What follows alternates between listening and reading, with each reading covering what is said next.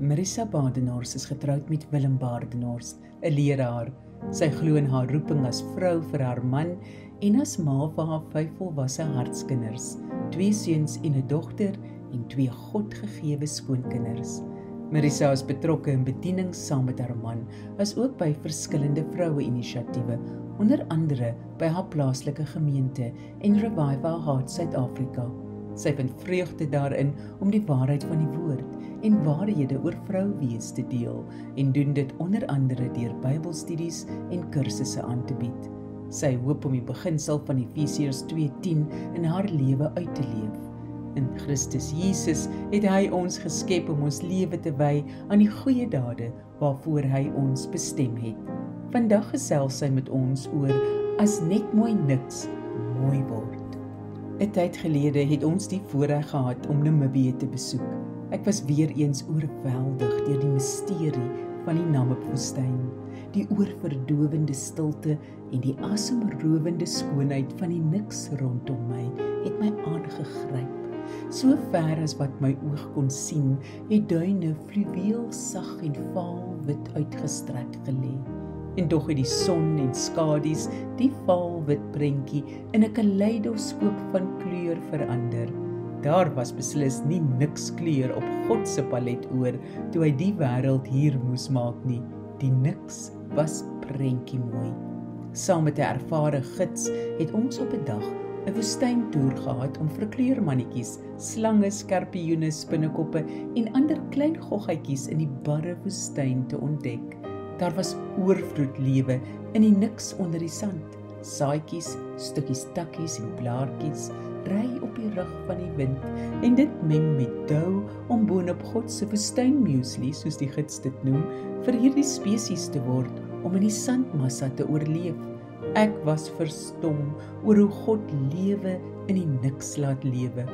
Terwyl ek bewus was van die oorverdowende stilte rondom my, het die sagte suising van die wind die niks gebreek. Skielik was my gedagtes in 1 Konings 19. Ek was immers al 'n paar dae in die hoofstuk geparkeer. Want sien, ek het my eie Elia stryd beleef en wou soos Elia in die middel van die woestyn gaan sit. Te vergeefs het ek, soos Elia, God se antwoord in 'n sterk wind, 'n aardbewing of vuur gesoek. En nou, hier in die middel van die woestyn, het die woorde van 1 Konings 19:12 skielik in my gedagtes geëcho. En na die vuur was daar 'n fluistering in die windstilte. Ek was bewus van die wind wat gaan lê het, en die oorverdowende stilte was weer my geselskap.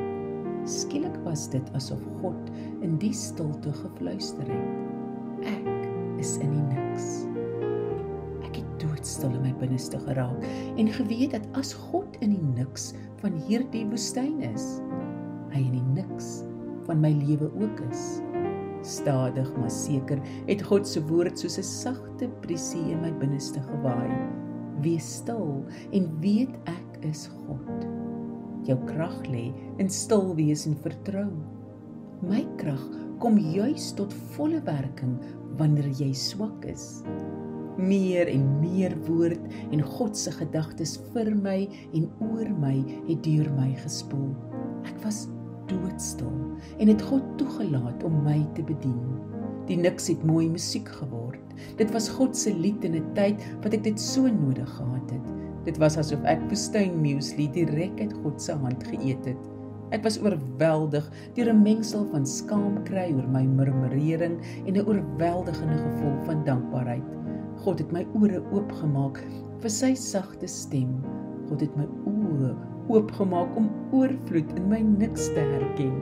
God het my in my niks ontmoet en my klaaglied in 'n loflied verander. Die meeste van ons het al die nikse van die lewe beleef. So weet ek, het jy ook al jou niks oomblikke beleef. Miskien onthou jy 'n seisoen met niks op die lande en hoe God iets uit niks voorsien het. Miskien onthou jy die kreunende bankrekening en hoe God spreekwoordelik elke volgende rand voorsien het. Of die tydige troostwoorde of liefdevolle arms toe jou emosies leeggeloop het. Of 'n vreemde geestelike woestynseisoen en hoe God net genoeg woestyn muesli vir elke dag gestuur het. Miskien het jy al die niks beleef van God wat stil en ver was, om op 'n dag weer sy sagte fluistering te hoor en te ontdek dat hy nooit ver was nie. Dis in tye soos die dat ons weet dat God se belofte in Hebreërs 13:5 waar is. Ek sal jou nooit verlaat nie, jou nooit in die steek laat nie. Miskien is jy tans in 'n niksseisoen in jou huwelik, in jou verhouding met jou kinders, in jou beleef van jouself. Hoor as God jou uit jou grot roep, soos hy met Elia in 1 Konings 19 gemaak het. Hoor as hy in Hooglied 2:14 in jou oor fluister. My duif in die klipskeure, in die skuilplek teen die kraans, wys my jou gesig. Laat hoor my jou stem. Jou stem is strelend, jou gesig lieflik. Hy wil jou daar in jou niks ontmoet.